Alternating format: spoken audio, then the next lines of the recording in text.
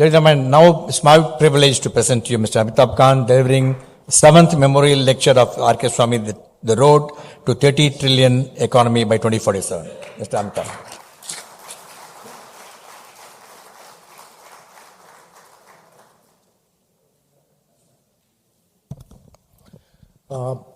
Great pleasure to be here. Mr. Lakshmi Narayan, Mr. Srinivas Swamy, Mr. Shekhar Swamy, Mr. Suresh Salim, many distinguished people here.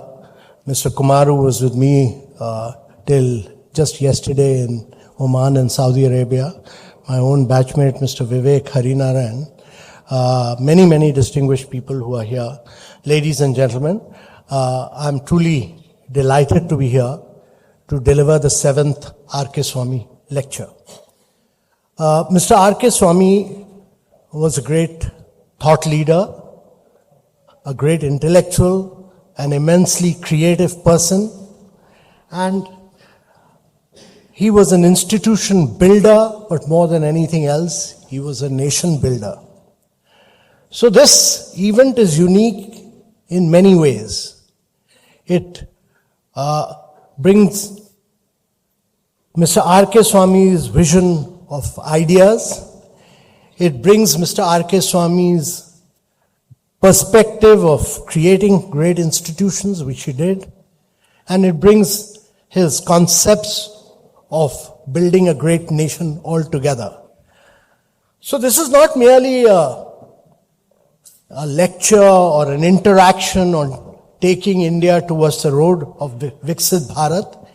In many ways, it is a great tribute to an immensely unique person, Mr. R.K. Swamy, who started his career in J. Walter Thompson Advertising Company simply because he knew Gujarati, he knew Tamil, he knew 3 different languages. He was almost started at a very low down in the ladder as a language interpreter. He rose up the J. Walter Thompson Creative Agency and eventually started a branch of J. Walter Thompson in Chennai. At that period of time and at that history, creative work all used to be done out of Calcutta or out of Mumbai. Nobody ever thought of Chennai. Mr. R.K. Swamy came to Chennai and brought the world of creativity, the world of advertising, the world of doing innovative marketing in Chennai. And step by step he rose up and eventually later started his own advertising agency, which became a legendary advertising agency and brought in a multidisciplinary perspective to the world of advertising. So I'm truly honored to be delivering the 7th R.K. Swamy lecture, which is family has, in partnership with the Management Association and in partnership with the Ad Club, has launched this, and I'm greatly honored to be delivering this in his memory. This lecture, I asked them the title and they wanted me to speak on the road to Viksit Bharat. Ladies and gentlemen, it was Mark Twain, an American philosopher, traveler, humorist, who had said at one point of time that India is the cradle of human civilization. It is the mother of history. It is the grandmother of tradition and the great-grandmother of legend, and all instructive material of history to be found in India. When he said this, India had been colonized by the Britishers. He said this around 1860s. And in India, when it was colonized by the Britishers in 1700, actually had about close to 30% of the global share of the global GDP. I mean, that's equivalent, that's 2% more than what the United States holds today United States share of global GDP is 28%. India's share was about 30%. By the time the Britishers left India in 1947, the share of India in global GDP had dwindled down to about 3.5%. So, from being the leading driver of growth, trade, exports, prosperity of the global economy, India had moved to the periphery of the global economy. And then, the British Raj was replaced by the license Raj for a long period of time. We saw socialism in India, and every single industrial license was cleared by the government of India. It was only in 1991 that we saw the first wave of liberalization when industrial licensing was done away with, but many hard areas of control by the state still remained. Just about a decade back, many of you would recall that India was a fragile five country. It was termed as a fragile five. From fragile five, India has moved to the top 4 countries of the world, and in another 2 years we'll overtake Germany to be in the top 3.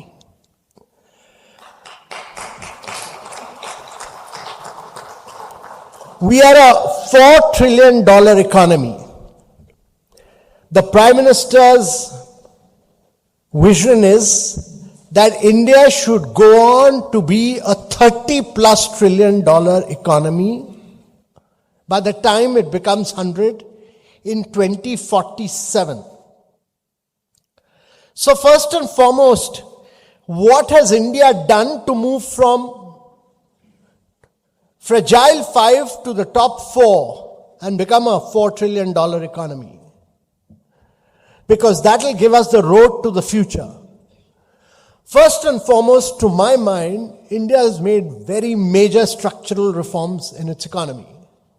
The first of which is that we have one tax across the economy, which is digital, which is goods and services tax, and that tax has led to higher revenues for the government and for the state government, and that GST has been further liberalized, consolidated, improved upon, and a lot of process of digitization has happened in the goods and services tax. So one tax, and many of you would recall prior to that we had long queues of lorries waiting at state borders. All that has been done away with.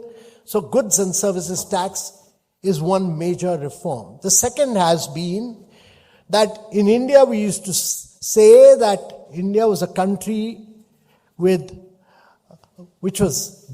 had socialism with very complex entries, and capitalism, when it moved to capitalism, it had no exit points. And therefore, a company to start was easy, but a company to die out was very complex, and therefore insolvency and bankruptcy code was critical for this country. And bringing in the insolvency and bankruptcy code has actually brought in a huge amount of financial discipline, because many large companies used to borrow and not pay back the financial institutions. And to my mind, insolvency and bankruptcy code has been a very big driver of financial discipline in India's economy. The third has been, for many middle class people like me who used to borrow money, take money to buy houses for their families, never get them through real estate builders. This particular problem was particularly severe in Gurgaon and Noida, etc. The Real Estate Regulation Act was brought in, and the real estate sector has boomed as a consequence of that. It's brought in a huge amount of discipline in the real estate construction sector. The fourth has been that India has brought down the corporate tax rate level, and 3 years back India gave away 1,45,000 crores to its private sector so that its tax regime could be on par with the world's best. And so the corporate tax level was brought really rationalized in many ways. And the fifth, I would say, which was critical, that the government focused on removing a lot of rules, regulation, procedures, paperwork. There was a huge focus on ease of doing business. The government eliminated over 2,000 laws, but it digitized many things and it made things easier and simple. So these were the structural reforms. But the biggest thing to my mind in the economy that happened was that India digitized its economy. Every Indian has a digital identity. 1.5 billion people have a digital identity, and then between 2015 and 2017, we opened 550 million bank accounts. Every bank account was seeded with Aadhaar and your mobile number. When we started this opening of bank account, only 18% of the women in India had a bank account. Today, 90% of the women in India have a bank account. And that led to Indians doing fast payments. We use our mobile to do most of our payments now. We don't go to physical banks. At least I haven't been to a physical bank for 4.5, 5 years. I've not used my checkbook. We use mobile for payments. But then there were many young Indian startups, MobiKwik, Pine Lab, etc., who started providing credit based on your payment history. And then there were another set of startups like Zerodha, Grow Upstock, who took stock market to tier 2, tier 3 cities of India. And there was another set of startups like GoDigit and Acco, who took insurance to tier 2, tier 3 cities and rural areas. So India is the only country which from fast payment to credit to insurance to stock market transaction does everything on the back of mobile within 30 seconds to 1 minute. No other country does that. No other country does that.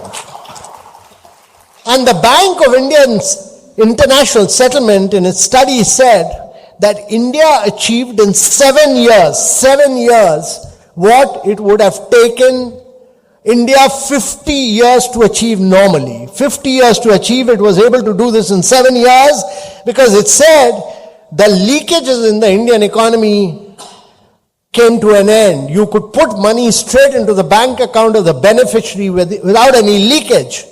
And during the COVID period, we could do 2.2 billion COVID vaccination, and over 800 million people could get benefits, whereas in the without leakages, whereas in the United States, American government sent out checks, 22% of the checks came back. They could not identify the right people. Same thing happened in Germany. Here, all vaccination was digital process on the mobile. In America, everything was paperwork. So India technologically leapfrogged, and it built up an alternative model which is today known as the digital public infrastructure. It created the digital identity layer, but on top of that, it allowed private sector to compete with each other. So India is the only country where PhonePe competes with Google Pay, Paytm competes with Amazon Pay, but on top of the digital interest layer. And this is open source, open API, globally interoperable. Open source, open API, globally interoperable. And this model is very different from what the Western world has seen. When you go to Amazon, when you go to Google, when you go to Meta, Facebook, your data is owned by them, and then they use your data for machine learning and artificial intelligence. Whereas in India's case, we have a digital empowerment protection architecture which does not allow memorization of data, and therefore your data is owned by the citizens of India. When you get onto a transaction in India, the data belongs to you and not to the service provider, and that is the basic difference. India created a unique model. India created a unique model which is now being replicated across the world, and the G20 accepted this model for transforming the global south. So many of our IITs, IIMs are now involved in taking this model of open source, digital public infrastructure to the rest of the world. So technological leapfrogging is the biggest thing that has been done. And as a consequence of that, India is able to do all this within 30 seconds to 1 minute. But what has happened is that the cost of acquisition of a customer has fallen.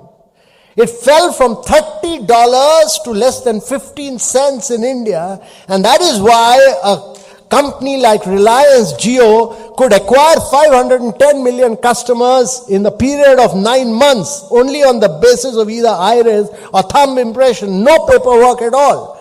And that is why today India has leapfrogged. So digital transformation is one of the biggest things that's happened.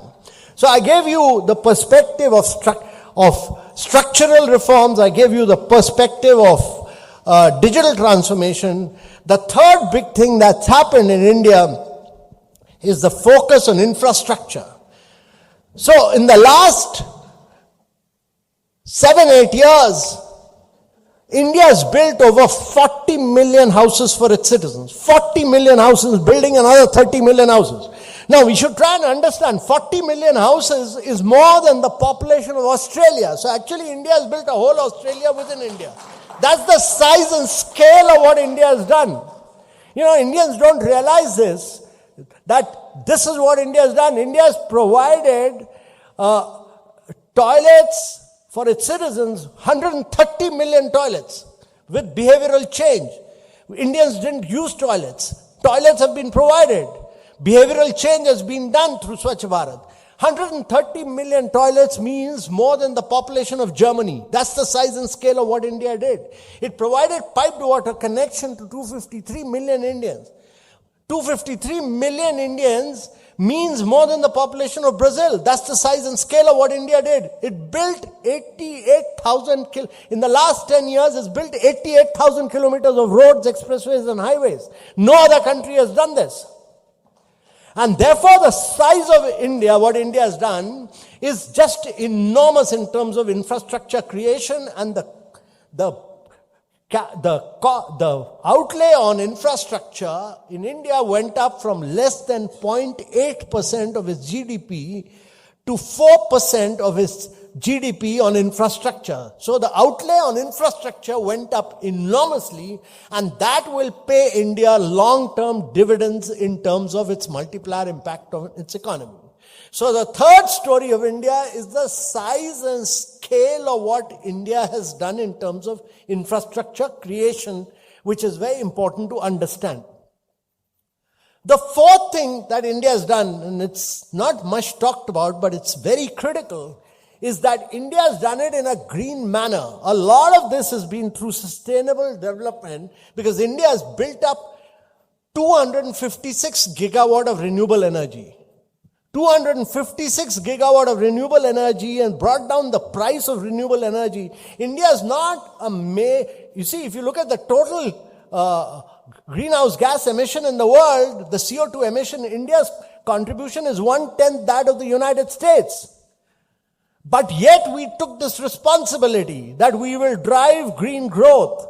In COP21 in Paris, we took that responsibility. We did 256 gigawatt of renewable energy. We brought down the price of renewable energy power from 24 rupees to 2 rupees, roughly about 2 rupees 20 paisa now.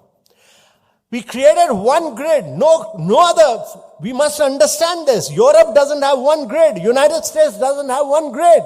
India has one grid across the country. You produce renewable power produced in Tamil Nadu can go to the western part of India, eastern part of India. Power produced in the Gujarat can go to the eastern part of India because of one grid.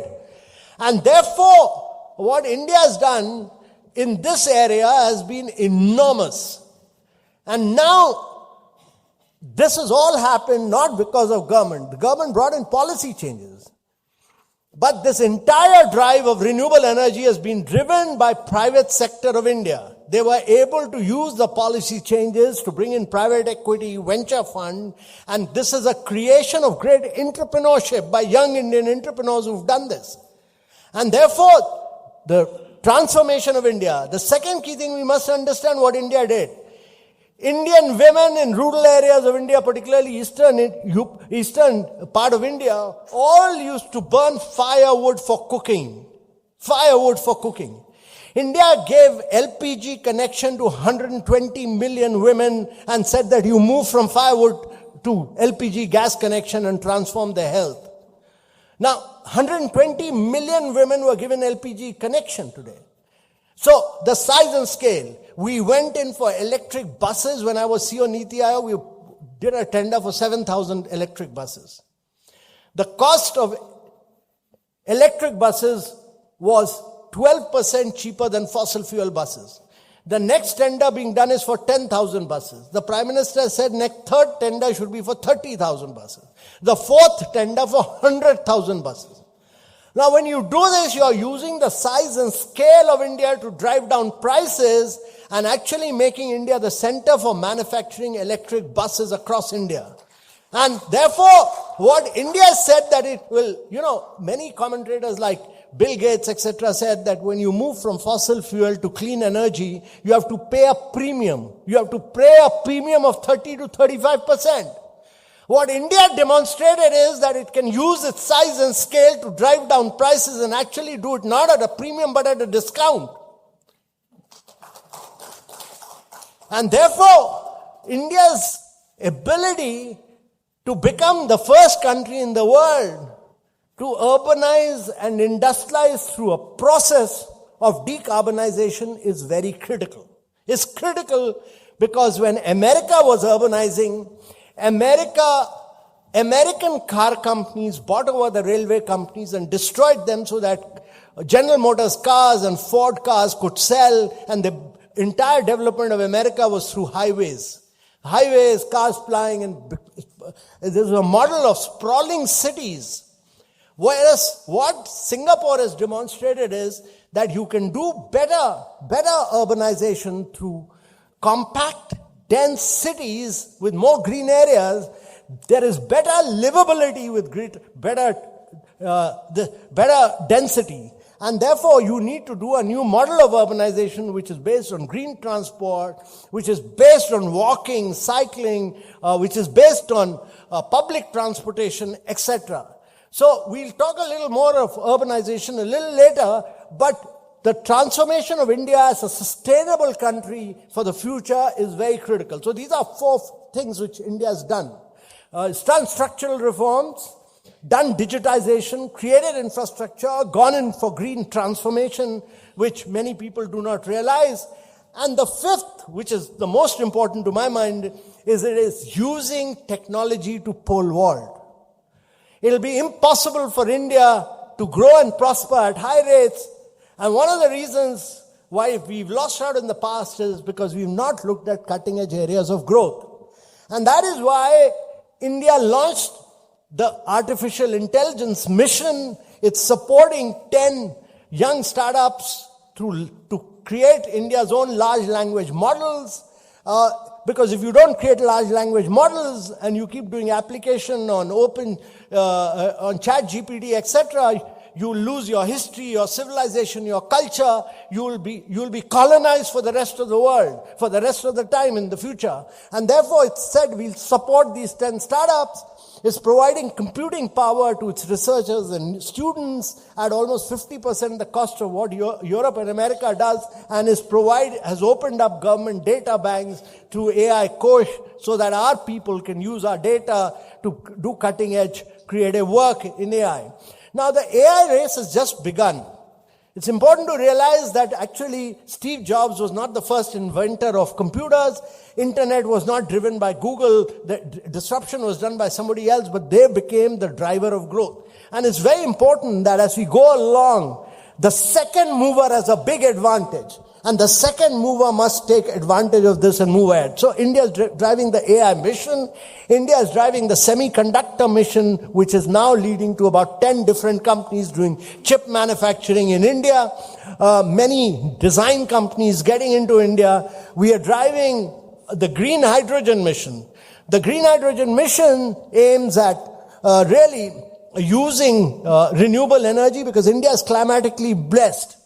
The only other country which is climatically blessed like India is Saudi Arabia, but Saudi Arabia, as we've just seen along with Mr. Kumar, that it's flushed with carbon.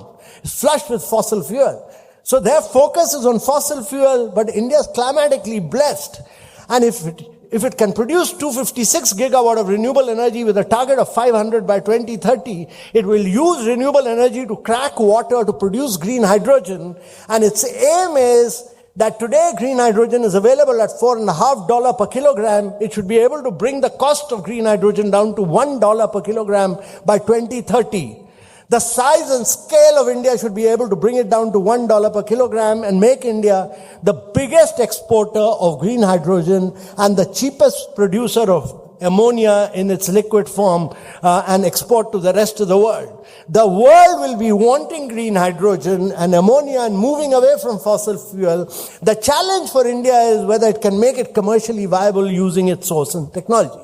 And the fourth is that we have pushed for the quantum computing mission. A lot of work has been done by IIT in Chennai, etc. But quantum computing is another fourth key area of growth for India. So in many of these new cutting edge areas of growth, we've got in AI mission, the semiconductor mission, the quantum computing mission, the green hydrogen mission, all this, and most of them we are supporting through the production linked incentive scheme.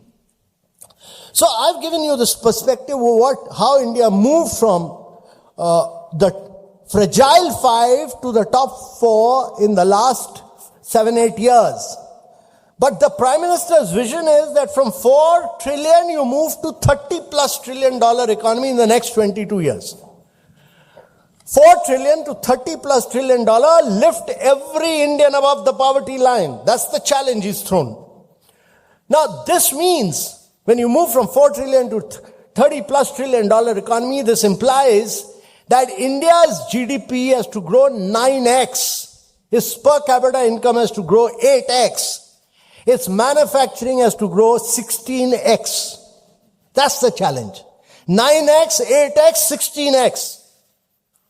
Only 3 countries in the world, post-World War II, only 3 countries in the world have been able to do this. Japan post-World War II, Korea between 70s and 90s, and China from 1990 to 2020, scorching paces of growth at 9.2, 9.6 and 10.2% per annum. Year after year of growth. Now India can do this only if it is able to grow at 9% plus for 3 decades or more. That's the challenge for India. 3 decades or more, growth of 9%, 8.5%, 9% year after year, 3 decades or more. That's the challenge. Only 3 countries have been able to do it. All other countries of the world got caught in the middle income trap. And today there are 108 countries of the world which are caught in the middle income trap. So if India has to do this, what does India need to do? That is the challenge. Now first and foremost, India is confronted by global challenges. When these countries were growing, global trade was growing. It was expanding. The world was expanding. There was growth taking place. There was free trade. Japan could sell Toyota cars and Honda cars in the United States. China could export to the rest of the world post Kissinger's visit to Beijing. All that has come to an end. There are 3 basic issues we must understand which is happening in today's world. First is that the period of relative stability post-World War II, the period of stability post-World War II from 1945 onwards, which enabled United Nations, Security Council, World Trade Organizations, all these institutions, multilateral institutions to come up, has come to an end. The period of stability has come to an end. You are seeing a war in the heart of Europe for the last 4 years. Over 180,000 people have died there. You are seeing a war in the Middle East where 350,000 people died. So the period of stability has come to an end. Institutions like United Nations, Security Council, World Trade Organization are irrelevant. They become redundant because they did not keep pace with the changing times. They were frozen in times. They became irrelevant. Irrelevant because if India is in the top 4 countries of the world, India is not a member of Security Council, whereas United Kingdom, which is now 7th or 8th, is still there. So these institutions didn't move with time. One of the members of the Security Council is at war for the last 4 years, so the relative period of stability has come to an end. You are seeing wars.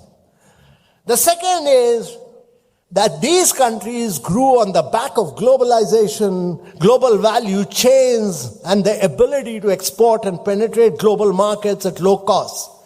That period of global value chain expanding and globalization expanding has come to an end. You're seeing protectionism in its worst form. You're seeing tariffs being imposed.